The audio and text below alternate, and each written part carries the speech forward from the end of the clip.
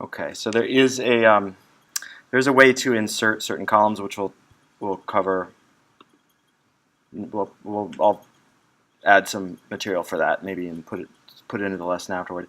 The other thing I wanted to cover, which I just realized I wanted to add, is this rename function. So if we have our data frame having these three columns here, if we wanted to just rename the columns,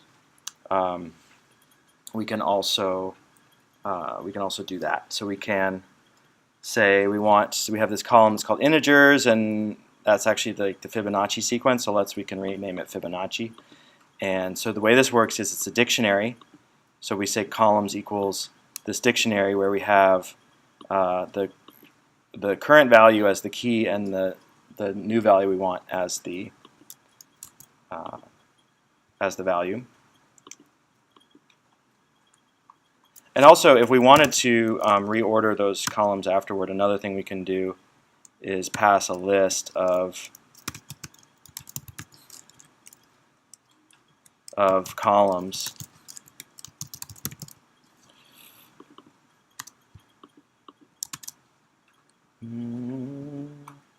Okay. So what I didn't, it said Fibonacci is not in the index because this actually wasn't changed. So what I can do to fix that is I can say in place equals true. We'll talk about this later, but a lot of these functions that do something to a data frame they don't actually change the data frame. They just return that new data frame. If you want to make that change permanent, you can type this command in place equals true. And then it won't return the new data frame to the screen, it will just do it in place. So now this should work, yeah. So this is another way we can reorder the columns in the data frame if we want. But these are, one of the advantages of having them indexed by labels is that it doesn't matter what order they're in.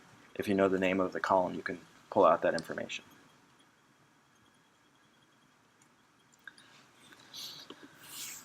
So there's a few more kind of helper functions or functions that give you information about the data frame, which can be useful. So one is dtypes, and this will give you the data type of each of your columns. So we can see here that we have the team name, which is an object or string type. We have this random column, which is a float type, and we have this Fibonacci column, which is an integer type. This other one is called info. So this is dtypes is an attribute of the data frame. Info is more like a method or a function. So we use these parentheses, and this tells us that this is a pandas core frame data frame. That's the formal name of the class.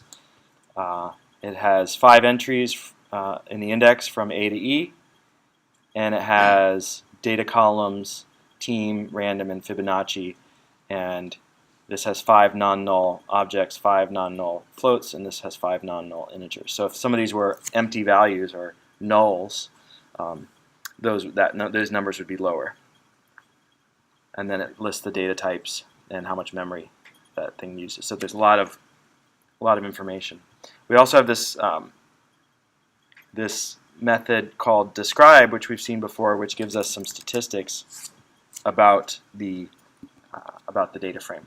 Now notice that we don't get any statistics about this column team because that's an object type. So these things like percentiles, min, max, mean, standard deviation don't mean anything. So we only get the statistics for the numerical data of the integers and the floats. So this is a handy. This is itself a data frame that we can do things with. So I mentioned that commonly the way we're going to import data is using this read CSV. So we're going to try this out with the scripts peer data. Now I believe this file is actually in the data folder. So we need to change this path. So the read CSV method takes the path of a file. So we remember this was in one level up in the data folder. So we need to go up one to data, and then it should be in there. Great. So by default, this is using a positional argument. So the first thing that we pass is data. In fact, we can look at we can just type pd.read CSV. We have all these read things. We can read Excel, which we'll see a bit later, but we're going to do read CSV, and then we'll type a question mark.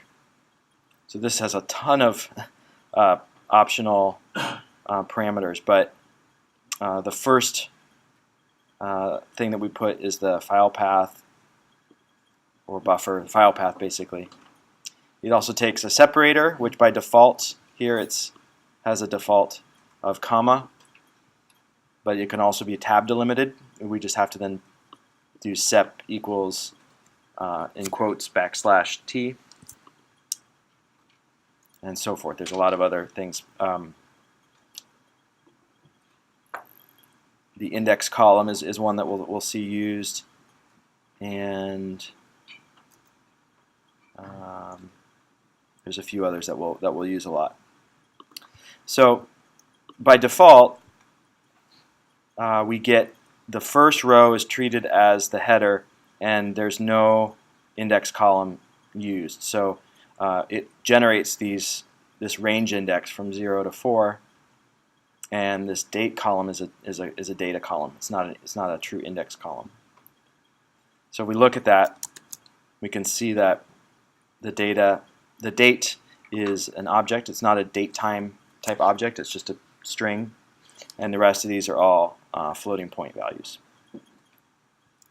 And again, we can use this info function to get all the information. We can see we have 66 rows. In fact, another attribute that's useful is shape. So this gives us the number of rows and the number of columns as a tuple. So this is really useful too. And then we can run this describe function, and we can see information about that table. So another thing we can do is we can specify the data type for the whole data frame if we want. For example, sometimes it's better to import the data as strings and then convert to different data types as we go. So if we do that, again, we have to change the path of this file. And here's a case where we can add a return here so it's a little more clear to see. And we're saying no index column, header is 0. These are really the default values, but we're going to specify the data type as object.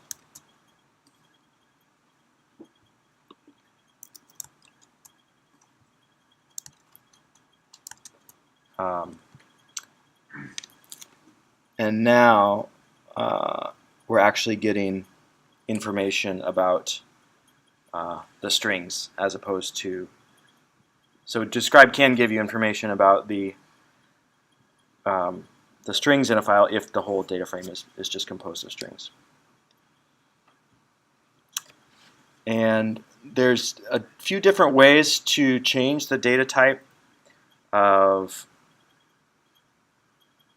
the data frame.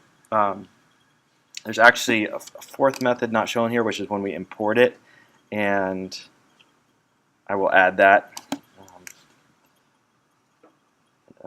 I'll either add that after class, or I'll find some time and go over that here now. But the main three that I wanted to talk about are, so we have a data frame and we want to change the type. So right now this data frame is all, each of these columns was imported as strings, and we want to convert these to data types that make sense for us. So if we want to convert chlorophyll to a floating point column, one way we can do that is we can use a list comprehension to convert each value to a floating point and then store it back as that column. So we can say we want the column chlorophyll in micrograms per liter to be, for each value in that column, we're going to convert it to a floating point value. And that we'll see in a minute what happened.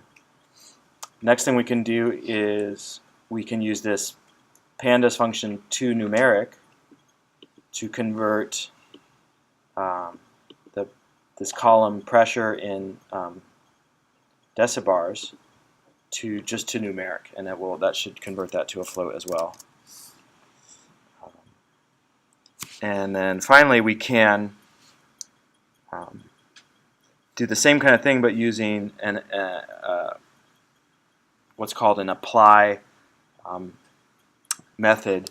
So we can take these two columns and use this apply. So we're doing the same thing we did here, except we're kind of switching the order in which we state the function and what's being operated on. So we're going to say we're going to take these two columns, which constitutes like a slice of the data frame, applying this pandas to numeric function, and then storing that back as the two columns.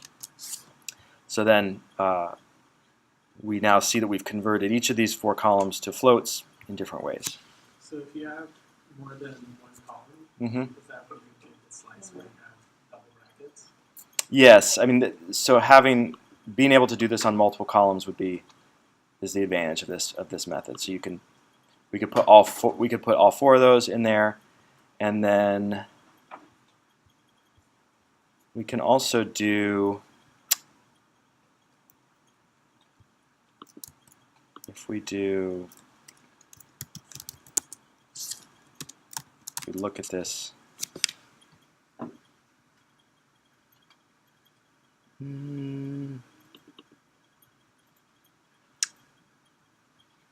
trying to recall the syntax for, yeah, here we go.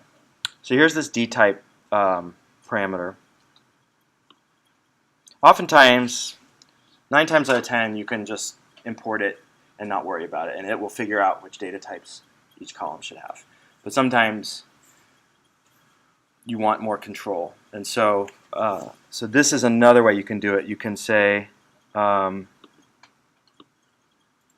can pass a dictionary for, you can either say D-type equals object, or we can say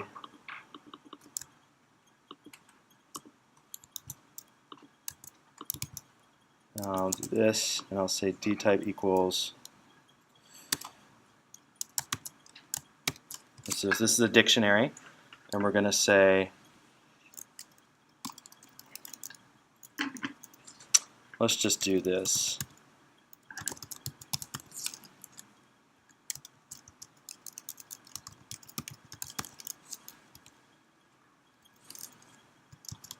And then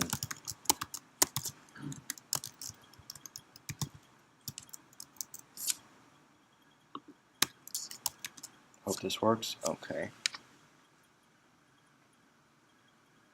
Okay, so it won't let me, that is saying it won't let me change that to an integer because I have this default setting it's called safe, which says, that would be dangerous because you would lose lots of information. So let's just change that to float.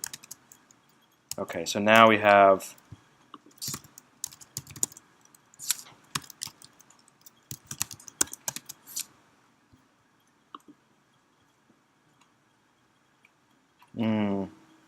well, let me give a better example then. Let's do, yeah. So in this case, by default, it figured out that these were,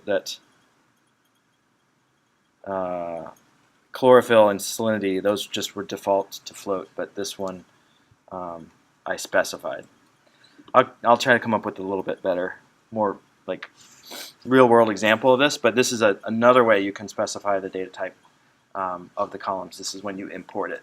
So this is probably the slickest way, because then it's all done in that one step.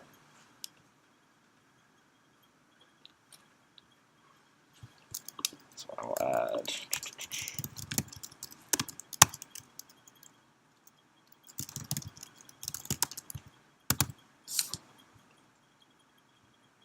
Okay.